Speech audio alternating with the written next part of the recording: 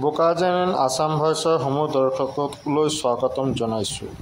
আজি শৃংখল চলিহা গৰজি উঠিল ঢিঙত। তেওঁ বহু গুৰুত্বপূৰ্ণ মন্তব্য আগবঢ়ালে, আহো শুনক। মানৱ সমাজক অসমৰ ইতিহাসত কলংকিত ঘটনা, খুব কলংকিত ঘটনা। আৰু এতিয়া আমাৰ এটা প্ৰশ্ন অসম চৰকাৰলৈ, এখন এনকাউণ্টাৰ চৰকাৰলৈ, এই তিনিটা কালপিতৰ কাৰণে তিনিটা গুলি ব্যৱস্থা অসম চৰকাৰে কৰিব পাৰিব নোৱাৰে। আমি কৈছোঁ কিল টু শ্বুট, কিল টু শ্বুট। প্ৰত্যেকবাৰে আমাৰ মানুহক ইয়াত ৰেপ কৰিব, ইয়াত ধৰ্ষণ কৰিব, আমাৰ মানুহক অধিকাৰ কাঢ়িব আৰু সদায় সদায় তেওঁলোক আইনৰ সুৰুঙালৈ বাচি যাব, এই কথাটো নহ'ব। এবাৰ আমি স্পষ্টকৈ কৈছোঁ কিল টু শ্বুট। আপোনালোকে এখন চৰকাৰটো অহাৰ পৰা এনকাউণ্টাৰে হৈ আছে, কিন্তু আপোনালোকৰ গুলিকেইটা ওলাব নোলায়। এই ঢিঙৰ এই নাৰকীয়া ঘটনাৰ পিছত আপোনালোকৰ বন্দুকৰ গুলিকেইটা ওলাবনে নোলায়, তাক লৈ আমাৰ প্ৰশ্ন আছে। আৰু ইয়াৰ বিৰুদ্ধে প্ৰতিবাদ হ'ব। আমি এতিয়া হস্পিটেল যাম। আমি ছোৱালীজনীৰ মাক দেউতাককে আদি কৰি পৰিয়ালৰ ক্ষমা কৰিব, আমি গৈ পেলাই লগ কৰিমগৈ তেওঁলোকৰ ঘৰৰ মানুহক।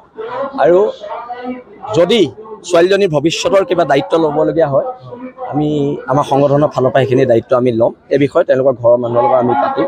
আৰু এতিয়া প্ৰথম কথাটো হৈছে ছোৱালীজনী সুস্থ হৈ উঠাটো, আৰু এই নৰধামকেইটাক কেতিয়া এনকাউণ্টাৰ কৰি চৰকাৰে সৎসাহস দেখুৱাব, আমি সেইটো চাবলৈ অসমৰ জনগণে ৰখি আছে।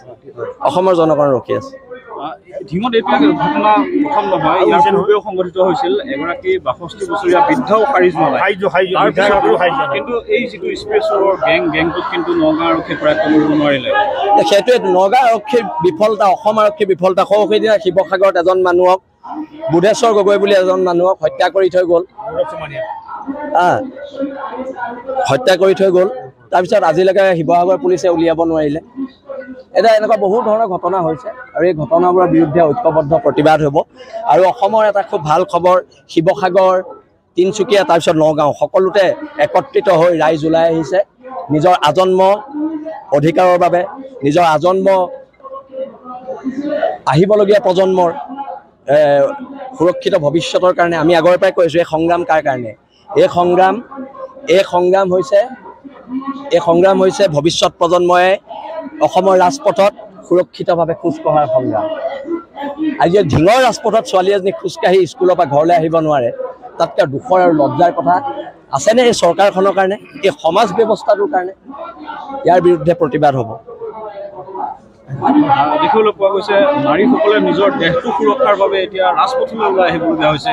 অসম আৰক্ষীৰ বাবে, চৰকাৰখনৰ বাবে দুৰ্ভাগ্যজনক বিষয় নহয় জানো?